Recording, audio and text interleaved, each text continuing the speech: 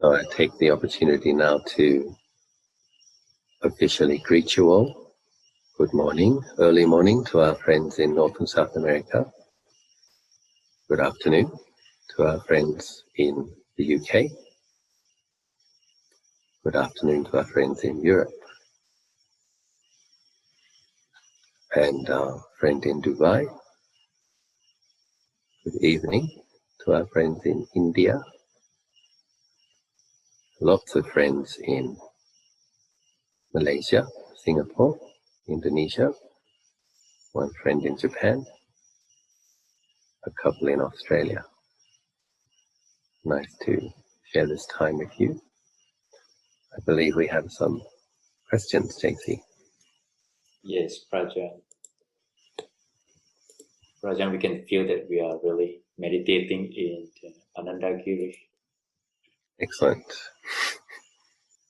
Dear Ajahn, I always try to listen to the Dharma talks from various respectable teachers like yourself, Ajahn Anan, Ajahn Jayasaro, Ajahn Kalyano, Ajahn Amaro, and Ajahn Sumedho on various topics during my meditation. This really helps me to understand the Dharma, and also I can concentrate deeply. I'm worried that this habit of mine may not be the correct way to progress in meditation. What should I do, Ajahn? Please advise. Thank you. Yes, good question. So I think listening to Dharma does play an important role in our practice. And in a time where, particularly in people's jobs, many hours a day, many hours a week, where you won't be hearing much about Dhamma, but you will be hearing gossiping and you'll be hearing a lot of news, and a lot of the news can be depressing or a bit scary. So having wholesome input that reminds us of Lord Buddha's teachings, the path of practice, and just hearing the voice of people who have some sila, samadhi and panya, some metta, some compassion, is helpful. However, so I think it's a middle way. It's if most of our practice is listening to Dhamma, one downside to that is that we're relying on the wisdom of another to help us to be peaceful. And ideally, which is fine to a certain degree, but ideally, we would be cultivating our own wisdom and recognizing our own wholesome, neutral, unskillful habits and learning how to let go of the unwholesome and with our own spiritual faculties. So the benefit of meditating with just your own mind in quiet is that you get to really know your mind. And one has to develop one's own skillful means to let go of the unwholesome, cultivate the wholesome. So I think one good practice, oftentimes we recommend chanting before meditating. One second. Excuse me. We recommend chanting before meditating because it helps to begin to collect the mind and take it away from distracted, discursive thoughts, and also wakes the mind up if the mind is sleepy, helps us put the day down, but one can alternate. So perhaps some days you chant and then you meditate, other days you listen to a Dharma talk and then you meditate.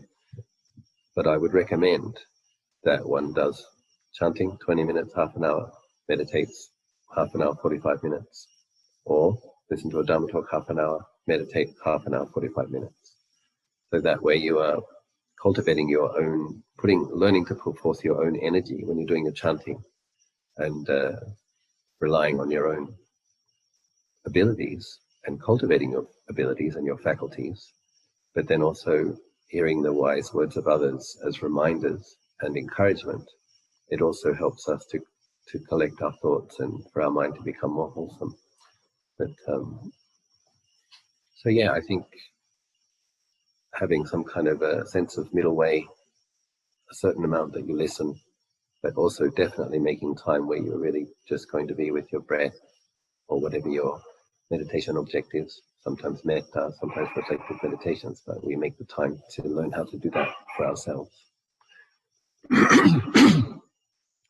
I remember one example of when Ajahn Pavro had his brain operation on the blood that was between his skull and his brain, where he'd lost his memory in Malaysia.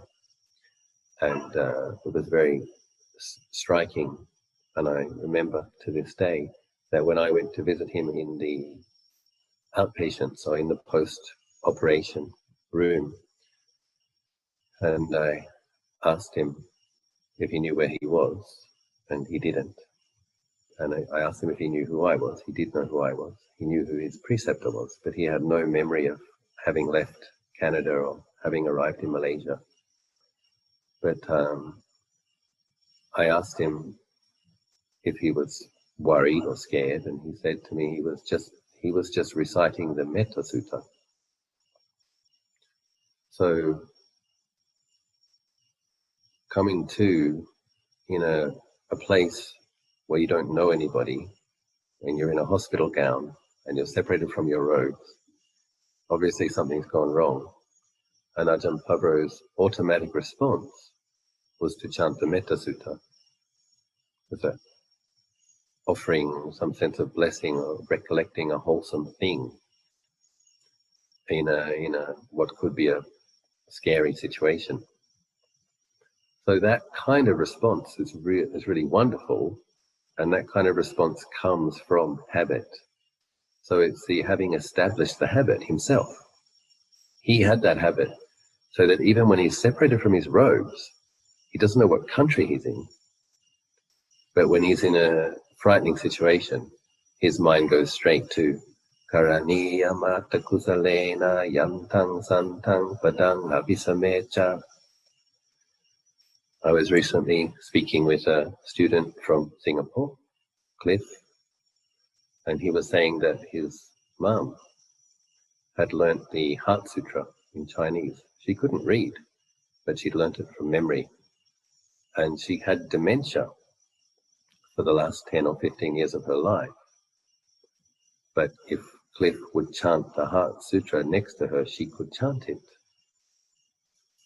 So that did not fall away, all of these other memories and stories, and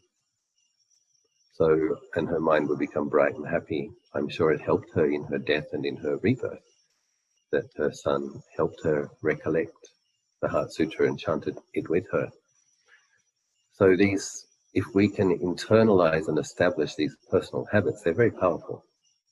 And it's also something that we take to our next life. We take to our next life that we are a practitioner. So it's a slight danger, I think, if we listen to a lot of Dharma talks and neglect doing our own chanting and doing our own meditation, as we are one who listens to otherwise people.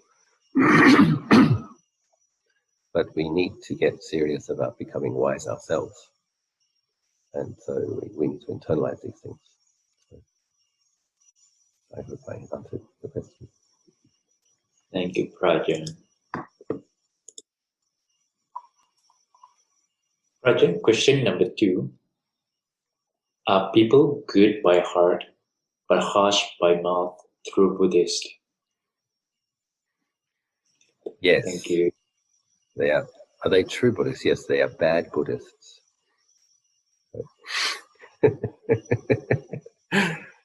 I think right speech is probably the most difficult of the Eightfold Path to cultivate. So it is a training. And if a person is good-hearted but has a harsh speaking habit, then meditation is very helpful, because, at least in my experience, and I've heard other people talk about this, that when you say harsh things or unskillful things, when you come to meditate, if you have a daily meditation practice, when you come to meditate, you tend to feel bad about what you said. And I wish I hadn't said that. That may have hurt that person's feelings, or that was a bit harsh, or that wasn't entirely true. But that kind of awareness that you have when you, truth discerning awareness, mindfulness, and clear comprehension, when you have a practice in the morning and the evening, it'll tend to bubble up. That's the thing about mindfulness, is it has this function of recognizing wholesome and unwholesome.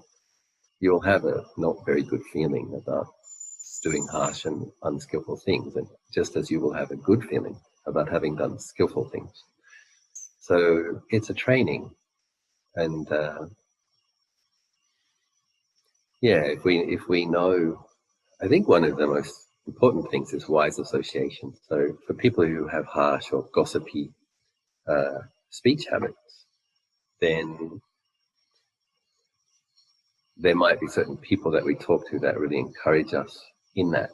And so we might know that when I talk to that person, I really get a bit nasty, or I say a lot of sarcastic things, or get really critical about the politicians, or whatever it is. And, actually at a certain point, we have to choose to associate with the wise people who help us develop wholesome qualities, and we have to choose to associate less with people who aren't training themselves and who stimulate the unwholesome. So it's the first line of the sutta that we chant every time we come together, the Mangala Sutta, the discourse on the highest blessings, practices and qualities which lead to the highest blessing, or which are the highest blessing, bring about the highest blessing. So the very first line, asevana chabalanang, don't associate with fools. Panditanang cha sevana, associate with the wise. So, yes, we have to take responsibility for our habits, but we also have to recognize our weaknesses, and we have to practice wise association. So as Lord Buddha said to Ananda, Kalyano metta is the entirety of the holy life. We must associate with wise and kind spiritual friends, or wise and kind spiritual qualities.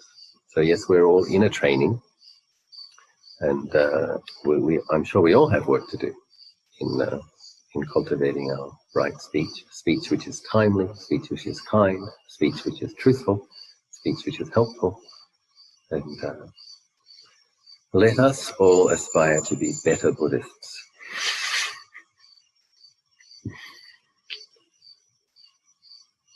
We do, Ajahn.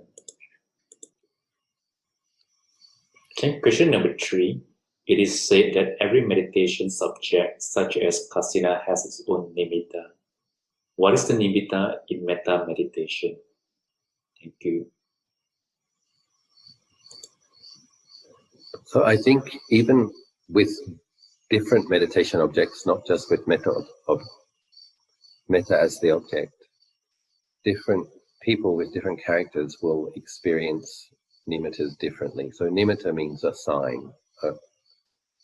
So for some people, when they're practicing breath meditation, they will get a bright light in the kind of air with their eyes closed, but in front of them, in that kind of forehead area, or in front of the eyes. And for different people, it's different colors. So some people get a whitish light, other people get a yellowish light, other people get a goldish light, and some people it's blue, and some people it's purple, and yellow, etc. So, and some people don't. Practicing breath meditation, the mind can become very peaceful, and they don't experience a light nimitta, but they experience the peacefulness of the mind as the object. With metta meditation, I think some people will experience a color, oftentimes gold. And for myself, I have found that visualizing golden light can help increase the flow of the metta in the mind. But the way I understand it is that it's the mind state of metta itself. So when you feel that the mind is imbued with loving kindness, that is the quality that's present in the mind in a stable way, and then that's able to radiate out. That's the nimitta, that's the divine emotion, the wholesome spiritual emotion, or the sublime abiding. It's when the mind is established upon the attitude, the quality, the energy, however you want to describe it. It's when loving kindness is what is in the mind in a stable, unwavering, consistent way. That is the way I understand it. That is the nimitta for metta. And I think that if a person has a purified divine eye, they will see the radiance of metta radiating out, and they will be able to direct it towards people, and they will probably even be able to see that being receiving it and the positive effect on that being's mind. But that's advanced. But it's nice to know at least that loving kindness, all of the Brahma Viharas have a color. I believe it's gold. And radiating the loving kindness in all directions, that practitioner's mind will be radiating golden light.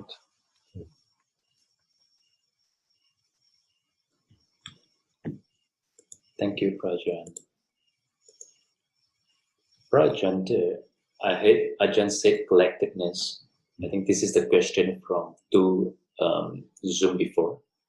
Can Ajahn share about that, and if there are any good reference for it, books or anything?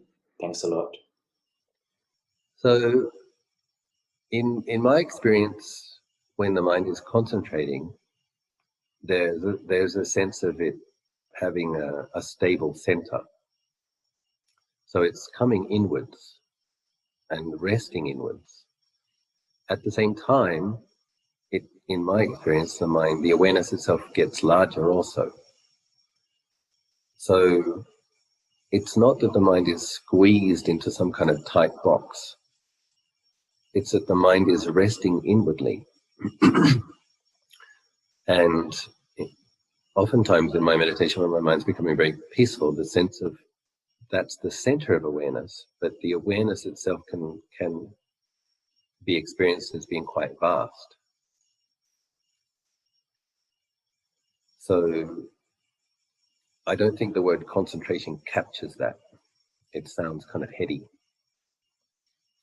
And so collectedness, right concentration for me means right collectedness. And of course, when we're taking a reflective meditation, that right collectedness would mean that the mind is consistently just with that theme, or within the parameters of the wise reflection. So thoughts about death and dying, the way that one might die, the fact that one could die today, etc. It's a reflective contemplation, and we're on that track, so the mind isn't straying from that. So that's also a type of right collectedness. As we were doing the metta practice, when the mind really has just loving kindness as its object in a stable way, that's right collectedness. So yeah, we have to, whatever words, many of you speak different languages as well, but I think it's okay to interpret, translate, and use words which help you to understand or resonate with what that means. So collectedness is the way Ajahn Anan describes concentration. And I don't think there's writings about it elsewhere that I'm aware of. Thank you, Prajan. Prajan, question number 5. Can you please explain the following discrepancies in the Buddhist concept on rebirth, please? What is written in the text do not match what I have read and heard more recently. Thank you. For example, according to the Theravada Buddhism, as soon as the being dies, he or she is reborn immediately without any gap. Example, Juti Citta, last death consciousness, is transformed into Patisandhi Citta, Vinana, rebirth consciousness, or Gandhapa. Some more, Ajahn. But examples given in the booklet The Buddhist Doctrine of Life After Death, written by Nayathera Piyadasi, do not match with this. He has given many examples, but I would like to share just 2 examples to make my point. First, this monk met the mother of Philip Price Smith in a flat in Hyde Park Corner in London. This boy died at the age of 5 years after a short illness in Malaysia on 22nd October 1920. He was believed to be reborn to the same parents on the 23rd February 1927, 1 year and 3 months later. These were carved in his tombstone, to the glory of God and to the sweet memory, our dear son Philip Price Smith, born October 22nd, 1920, died November 22nd, 1925, reborn February 23rd, 1927. God moves in a mysterious way. His wonders to perform. Details of Rebirth was written by Perry Miller and published in the Sunday Times of Ceylon, January 3rd, 1954. Second example is the story of two sisters, 11-year-old Joanna Pollock and her 6-year-old sister Jacqueline, who died in a car accident in May 1957 and believed to be reborn as twins Gillian and Jennifer 17 months later to the same parents. Details about this story was written by John McLean and published in Ceylon Sunday Observer, April 4, 1965. Similarly, in Tibetan tradition, it is believed that there is an intermediate state of Bardo, His Holiness late Pinyol Rinpoche, which can last up to 49 days, but His Holiness 16 Karmapa passed away on 5th November 1981 at Mount Zion Hospital, Illinois, and his incarnate lamas were born years later. 17th Karmapa, or Jun Trenli Dorje, was born on the 26th of June 1985, 4 years and 5 months later, and 17th Karmapa Tenli Taye Dorje was born on 6th of May 1983, 1 year and 6 months later. How can this be if it is written in the text are correct? Best wishes. Yes. So interesting question. Personally, I don't see any discrepancy at all, and I will explain why. So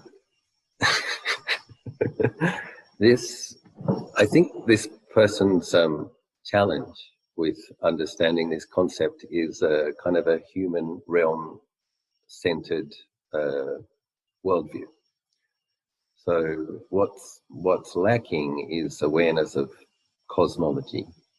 So one issue occurred in the first two examples is that, yes, the child died, and they were reborn in the next moment, probably, into what we would consider to be a ghost state, would be my assumption. And because ghosts are very close to the human realm, and if that being had a certain amount of negative karma that they had to experience, but they had very loving parents and had a close karmic connection to those parents. So when a certain amount of karma was resolved, that consciousness was able to take human birth again. And again, as the ghost-like consciousness was able to enter the womb, there would have been a change in the quality of the consciousness. So the human birth died, the ghost birth, or the intermediate state, was born. The ghost consciousness, when different karmas ripened, was able to enter the mother's womb again. Then the human consciousness came with that human situation. So I don't see any discrepancy with the text, and it makes perfect sense to me. When it comes to incarnate lamas, then you are talking about people who have a mastery of Samadhi and very powerful capacity to determine certain outcomes. So with those great lamas, what I would assume is the case is they may have gone to Tushita heaven, literally for a few hours, because the Tushita heaven realm is one day there is a very long time. But have a little rest, review the situation on earth, how are my disciples, what's happening, okay, time to go back. And they also need to find a suitable birth, a suitable situation. So it might take a little bit of time to considering where my disciples are, where would be the best place for me to be, which people would be the best situation to be parents in which country, etc., etc. So that won't necessarily happen straight after the death of the human body. So yeah, so I would assume that the very evolved mind of a Tibetan Lama, Bodhisattva practitioner, would go to the Tushita realm. And the Tushita heaven realm is interesting because apparently it's the only heaven realm where the beings in Tushita can decide what time they take their rebirth. So in other realms, if a person is very developed or has very, very strong determination in the other heaven realms, they probably can do the same thing. But in general, that's a heaven lifetime is a very long time. But in the Tushita heaven, the beings can decide the moment and place of the rebirth. Something to do with the merit of that particular realm. So that's how I understand those situations. The consciousness is changing moment to moment. So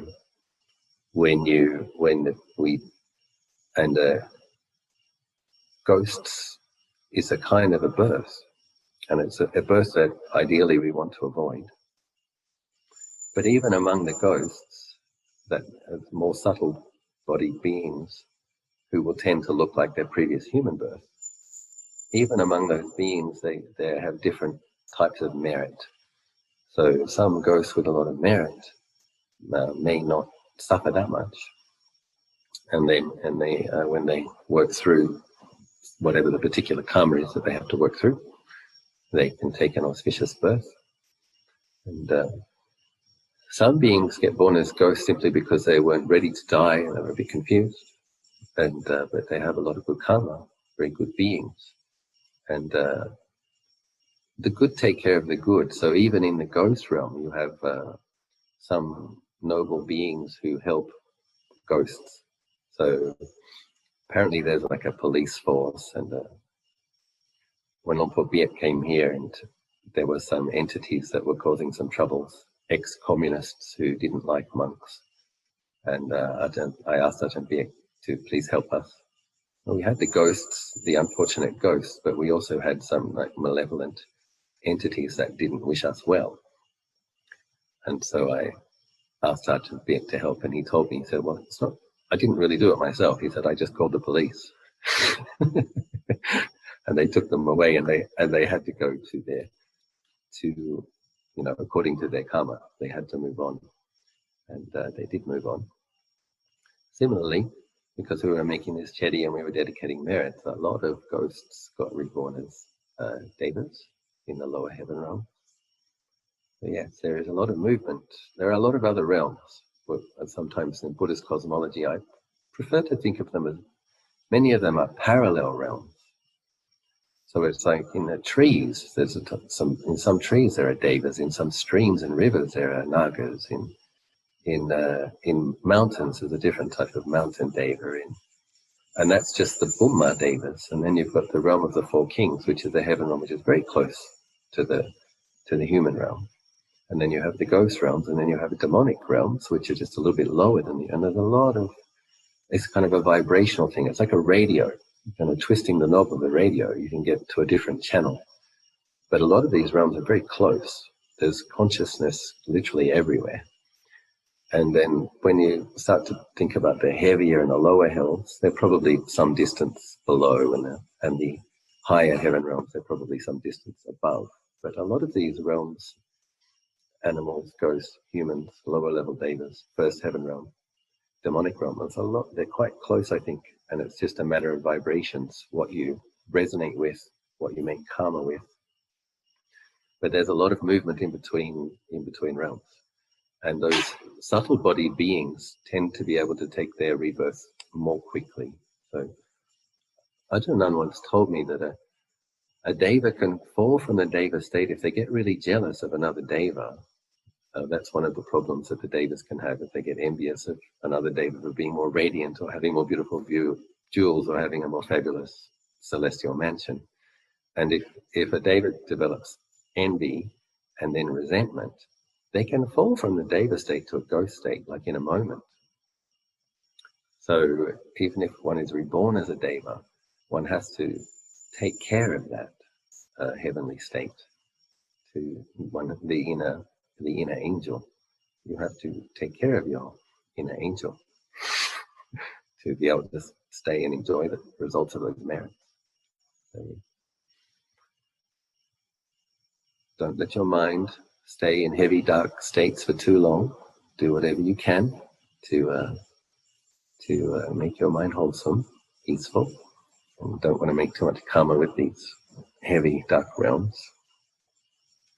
And don't be too hateful of ghosts. Keep in mind that there might be a lot of nice ghosts that just waiting for their opportunity to come back and be human beings to do good deeds again. Just working through a bit of karma. So.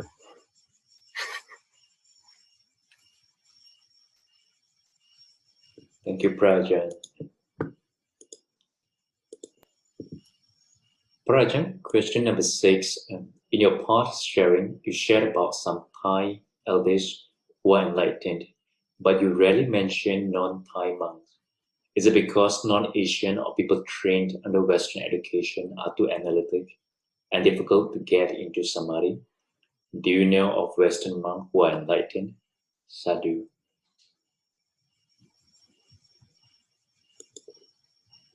That really puts me on the spot, doesn't it? So, Longpo Panyawado, who was the most senior Western disciple of Ajahn Mahabua, who I met as a novice. I was very fortunate. I got to ask him a couple of questions. So he was believed to be an anagami, which is a non-returner. And at his funeral, there was a kind of a beautiful circle rainbow that formed around the sun, which Thais tend to think is an auspicious sign about you only get round rainbows around the sun in the daytime under very auspicious circumstances. So I believe that the reason I'm willing to mention him is because he's gone to Nibbana already. With regards to the current generation of Western monks, I have to be very careful. But when I use the word enlightened, so I'd be referring to arahants in general. So I do feel confident to say that I have faith that Lompoliam, Ajahn Anan, Ajahn Dan, Ajahn Biek, Ajahn Mahabua are arahants. And I don't mind sharing that is my faith. And other levels of enlightenment. So if a person is a stream enterer, once returner, a non-returner, then I would be reluctant to. It's nice to talk about people that one can be totally confident about. So I'm not saying that I don't have confidence in these other monks. I'm just saying that it's just nice and clear when you know that somebody's finished their work, that you hold that being up as the example of the enlightened Sangha. So, but in general, you're saying, is it harder for Westerners because they're more analytical to get Samadhi? Yes. But I would also say that the current generation of Asians is coming pretty close to Westerners for thinking a lot, as far as I can tell. So I don't think it's any more a Western Asian thing. I think it's more a modern people, the way we are educated and the way we consume media, the amount of information that we receive and the amount of line messages, WhatsApp messages, Facebook sharings, likes, disliking, comments, all of that. Bing, bing, bing, bing, bing, bing, bing, bing, all of the stuff that's pulling you out of the moment throughout the day. This is going to pose challenges when it comes to coming deeply inwards and not sending the mind out into the world, into thoughts of others, other people, other places, concepts, past, future, all of that stuff that we do. So, traditionally, if you really wanted to get your Samadhi, you would wander off into the jungle and eat leaves. I mean, that's the situation. You had to be very tough to be able to do that, of course. So we make modern retreat-like situations where, okay, noble silence for 7, 8, 9, or 10 days. Just stop talking. Take people's phones away from them. Then you're increasing the chances of the mind collecting. So, but I do believe there are several Western monks who are well practiced and who have received some genuine benefits from their spiritual practice, but I'm not going to mention their names. Because then I get into trouble. I'm going to say this one is or this one isn't. So yes. I still think it's possible to attain to Samadhi and to attain at least to the lower levels of enlightenment, to attain to the Gotrabhu Vijnana, change of lineage, or to Sotapanna path, Sotapatti Magga. I think that's within the grasp of people if they are sincere and determined and diligent and consistent. So please don't lose heart or hope. Please put forth a lot of effort. Thank you, Prajan. Prajan, we have one last question for today. Namaste, Ajahn. Don't you think peace becomes addiction for the brain and gives us suffering? Thank you. No. No, I don't think that. So I guess what type of peace? Let's define peace, So in Buddhist, with the Buddhist understanding of what is peace, you have mindfulness, clear comprehension, some stability of mind, so you're able to see things in perspective. And Lord Buddha himself says that peacefulness is the highest happiness, or it is the most refined of happinesses. So I would trust the Buddha on that. I think what this person might be alluding to is when our peacefulness is just moments, because we haven't got a very well-trained mind, and then we get very attached to that peacefulness, and then we want more, and then we beat ourselves up because we don't get it as often as we would like. So that's a different thing. That's an immature mind making a problem out of things. But the peacefulness itself is not the problem. And we have to simply lay the conditions consistently to experience more and more peace. And as you train in developing your mental faculties, your 5 spiritual powers, when ideally your mindfulness, your wisdom, and your concentration grow together. So that gives you a healthy context and perspective and a capacity to reflect on life. So as your peacefulness grows, your wisdom grows, your mindfulness grows, most people will experience less suffering and feel tremendous gratitude to the Buddha Dharma for helping us to experience that deeper peace. So let us all continue to cultivate mindfulness, concentration, and wisdom together on the foundation of generosity, virtue, and loving kindness.